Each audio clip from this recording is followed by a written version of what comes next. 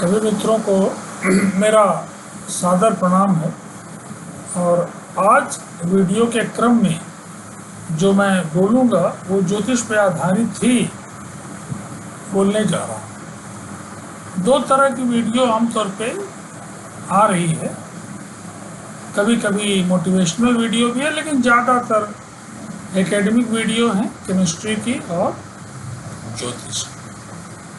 कहीं कहीं ज्योतिष में भी there is a chemical equations are there always. लगातार कोई न कोई रिएक्शन और कोई न कोई रिलेशन उसमें भी मैं ढूंढने का प्रयास कर रहा हूँ। आज का विषय है कि जो ग्रहों के राजा सूर्य हैं, आपकी कुंडली में उनका क्या प्रभाव है और उसे किस रूप में हम देखेंगे। कुछ तथ्य आपके साथ मैं साझा करूं। ऐसा नहीं कि सूर्य संबंधित ये लास्ट वीडियो है, और भी वीडियोस किसी न किसी आने वाले दिनों में किसी न किसी जो कुंडली है पर्टिकुलरली वेल नोन जो लोग हैं उनकी कुंडली के थ्रू भी मैं चाहूँगा कि आपको कुछ बताऊं। आज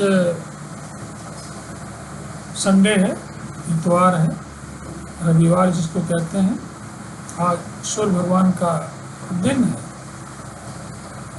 और सारी ऊर्जा का जो स्रोत है जो आप देख रहे हैं, जो जीवन एक तरह से संभव है, बिना सूर्य के इस जीवन की परिकल्पना नहीं की जा सकती।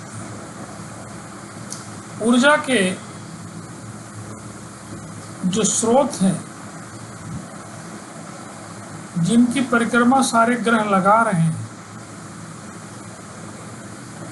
उनका निश्चित रूप से जिसकी परिक्रमा सारे ग्रह लगा रहे हैं उसका तो महत्व तो कुछ अलग होगा ही होगा। कोई भी आदमी है सामाजिक जीवन में भी अगर उसके अगल बगल सारे लोग घूम रहे हैं, कुछ तो उसमें अलग से दिखेगा। तो आपकी कुंडली में जो सूर्य हैं वो कहाँ हैं, क्या असर देंगे, ये मैं आपके साथ साझा करूं। सूर्य किसके कारक हैं? एक आध वीडियो में बोला भी होगा कि चंद्रमा जैसे मन के कारक हैं।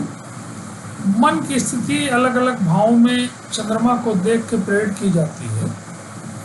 उसी प्रकार से आपका व्यक्तित्व, आपकी पर्टिकुलरली आत्मा, जो सबसे इम्पोर्टेंट फैक्टर है आत्मा, उस आत्मा के बारे में, उसके चलते आपका व्यक्तित्व कैसा होगा, इसके बारे में सूर्य के द्वारा बताया जा सकता। जैसे कि अगर आपकी कुंडली में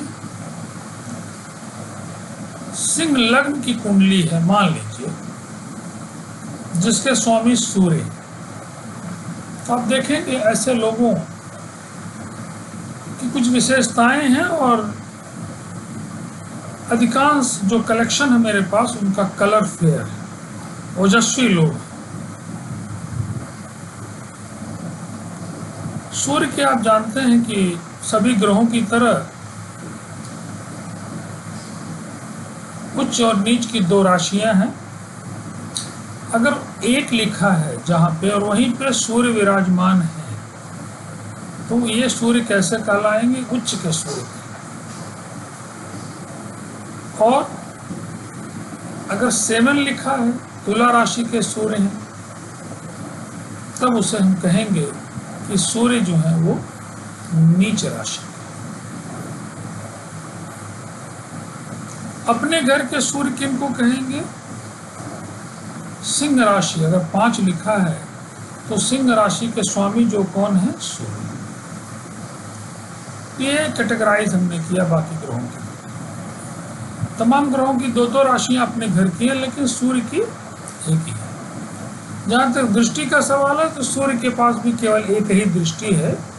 वो कौन सी दृष्टि है? 7वीं दृष्टि। मीन्स कि जहाँ पे सूर्यदेव बैठे हुए हैं, जहाँ पे सूर्य ग्रह बैठे हुए हैं, ठीक उसके सामने उनकी दृष्टि पड़ रही है। जैसे कि सन अगर आपका लग्न में ही बैठा है तो सन किसको फिर देख रहा है? आपके 7th हाउस को देख रहा है।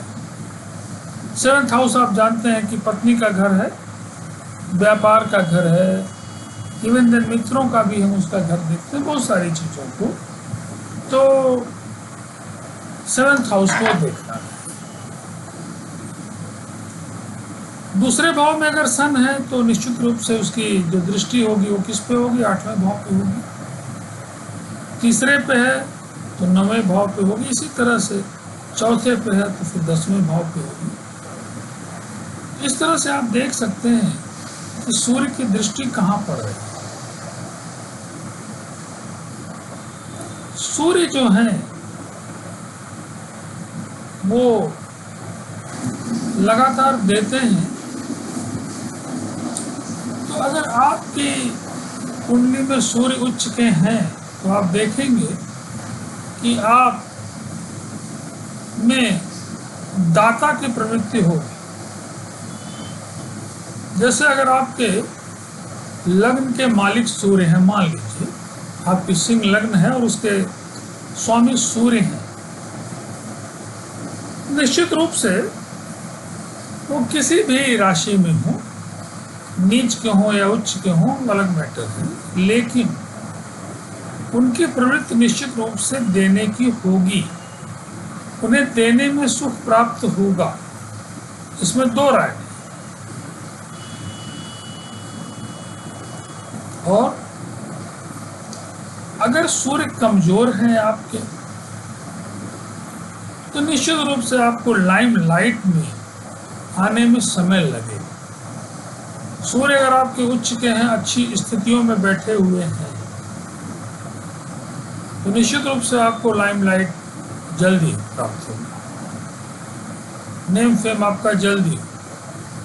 लेकिन अगर सूर्य किसी नीच राशि में है तो किसी नीच राशि क्या, बल्कि नीच राशि तो एक ही है, किसी भाव में भी है, तो निश्चित रूप से आपको लाइमलाइट में दिक्कत है। सूर्य को फिर क्या करें, अच्छा कैसे करें? क्योंकि सूर्य नीच के हैं या उच्च के हैं आपकी कुंडली में तो आपके कर्मों और प्रारब्ध का असर है। फिर उन्हें कैसे हम थोड़ा अच्छा करें? ज्यादा अच्छा तो आप नहीं कर सकते हैं, पूरा का पूरा भाग्य ही बदल देंगे, मैं नहीं समझता हूँ, मेरा अपना आकलन है। लेकिन नो डाउट रेमेडीज से आप चीज़ों से निश्चित बदल सकते हैं। जैसे बैठे बैठे यहाँ से चंद्रयान की लोग दिशा है और उसका क्या है सब कर रहे हैं, ऐसे आप कर सकते हैं। सूर्य जो है पिता के कारक हैं, चंद्रमा अगर माता की कारक है तो सूर्य पिता के कारक। पिता की अगर आप सेवा करते हैं, पिता की आज्ञा मानते हैं, पिता के प्रति सम्मान आपके मन में है, पिता की सेवा में लीन है, तो निश्चित रूप से सूर्य आपका अच्छा अगर है तो और अच्छा होगा। अगर थोड़ा कुंडली में डाउन है तो निश्चित रूप से वो अच्छा हो जाएगा।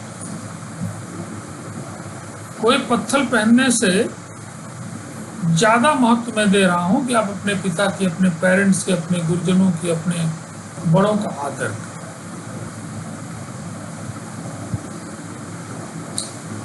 तो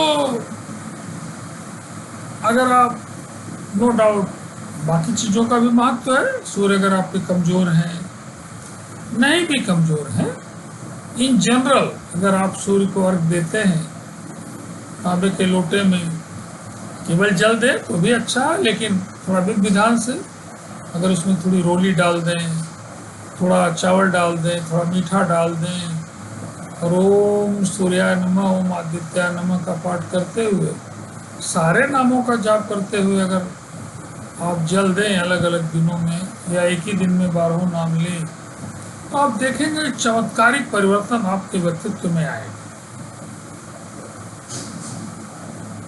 दूसरी चीज कि देने की प्रवृत्ति अगर आप रख रहे हैं, खास करके जरूरतमंद गरीब को अपनी कमाई का अंश कुछ देते हैं, अपने तकलीफ में रह के भी देते हैं, तब तो और भी बड़ी बात हो गई। निश्चित रूप से इन उपायों से, चैरिटी से, दान से सूर्य प्रसन्न होंगे। सूर्य क्या प्रसन्न होंगे? सूर्य आत्मा के कारक। आप देखेंगे कि आपको भी प्रसन्नता आएगी।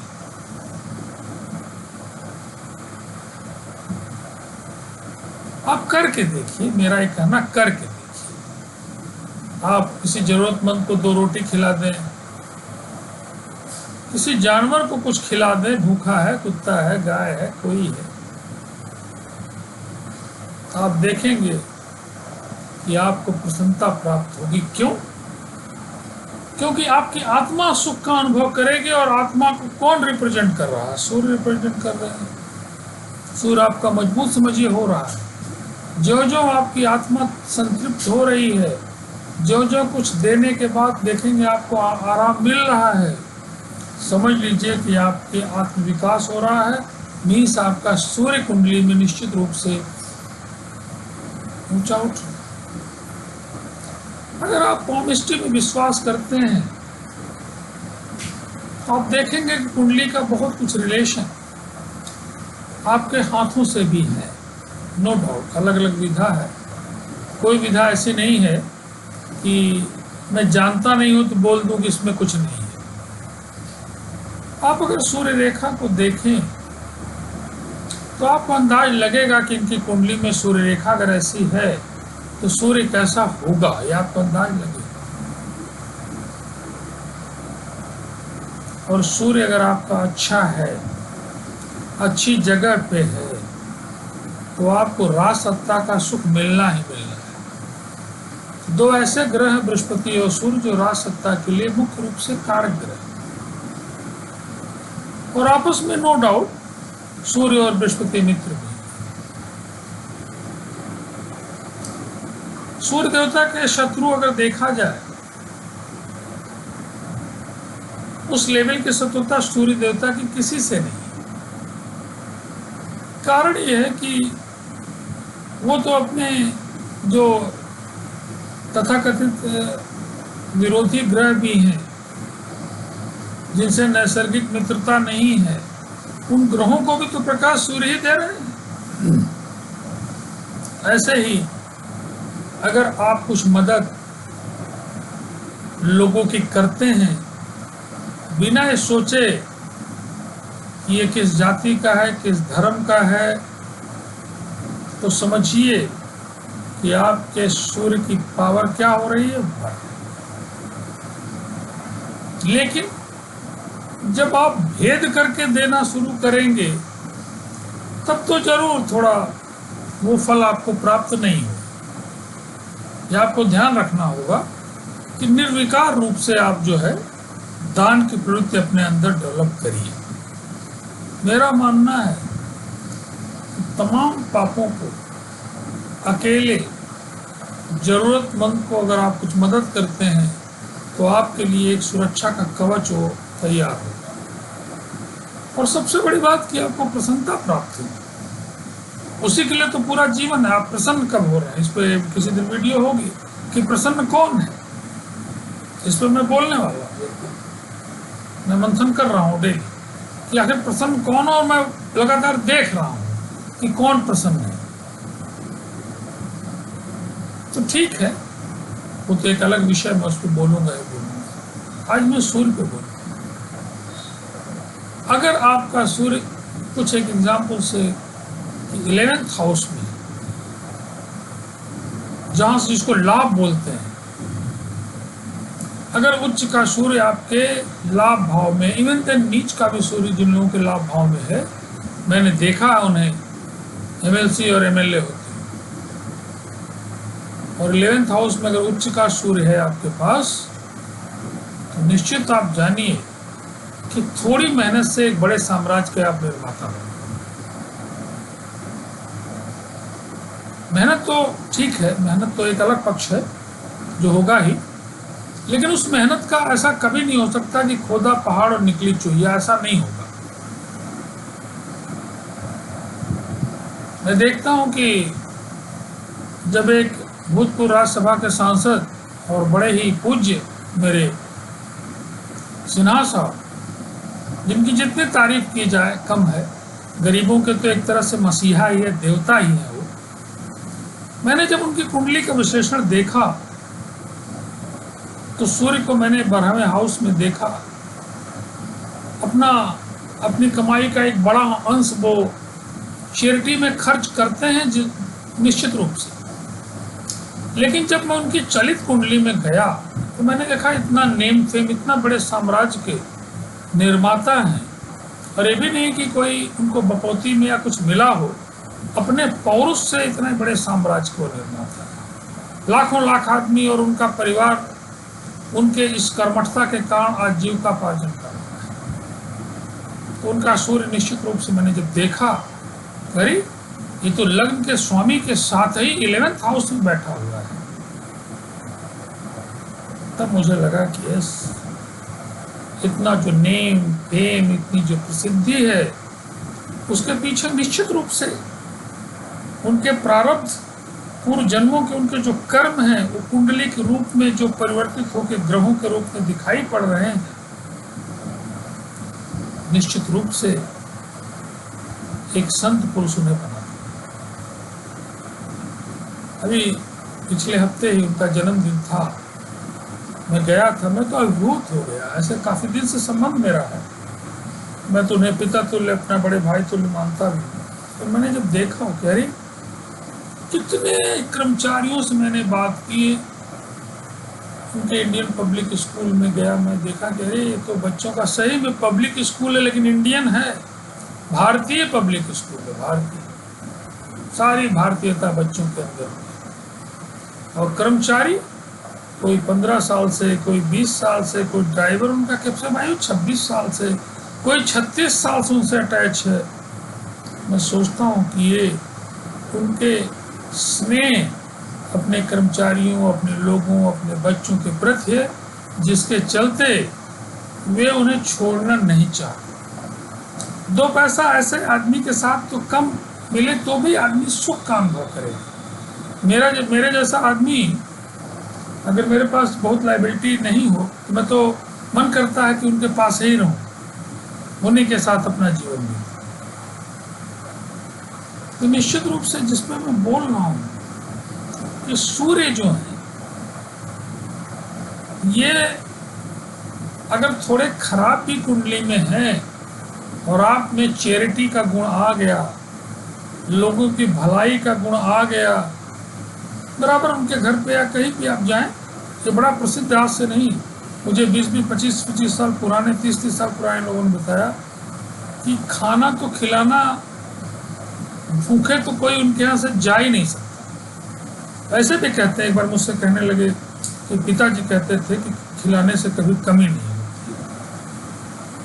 तो ऐसे ही आपके लिए भी, अगर आपके दरवाजे पे कोई आया है भूखा दुखा परेशानी वाला, अगर आप मदद करते हैं,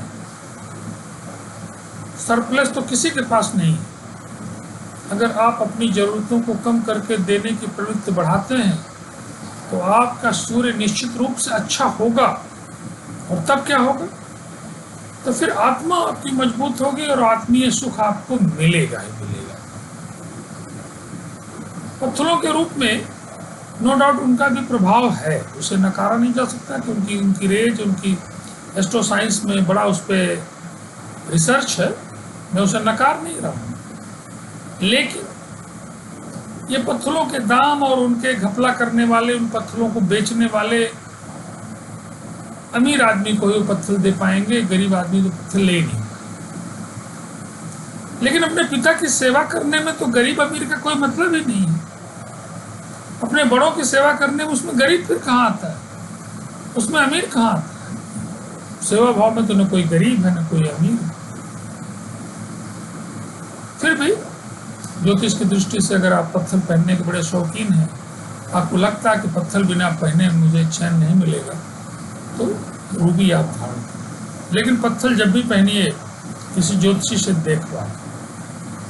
क्यों? क्योंकि कौन सी अंतर्दशा है, कौन सी महादशा है, और कौन से ग्रह से अपोजिट उसकी गृहयुद्ध हो जाएगा, कोई बात हो जाएगी। तो ये देख के विश्लेषण के बाद ही आप पत्थर धारण करें। लेकिन पूजा करने में, सेवा करने में किसी से पूछने की कोई आवश्यकता नहीं। तो ठीक है, आज की वीडियो में अपने सेवा के द्वारा अपने सूर्य को मजबूत करिए, अपने माता पिता की दिन रात सेवा करिए और आत्मीय सुख लीजिए। और किसी दिन किन किन भावों में सूर्य हैं तो क्या करेंगे, फिर से वीडियो आएगी। तब तक के लिए आप लोगों से इजाज़त चाह रहा हूँ। बहुत बहुत धन्यवाद है और ओम सूर्याय नमः।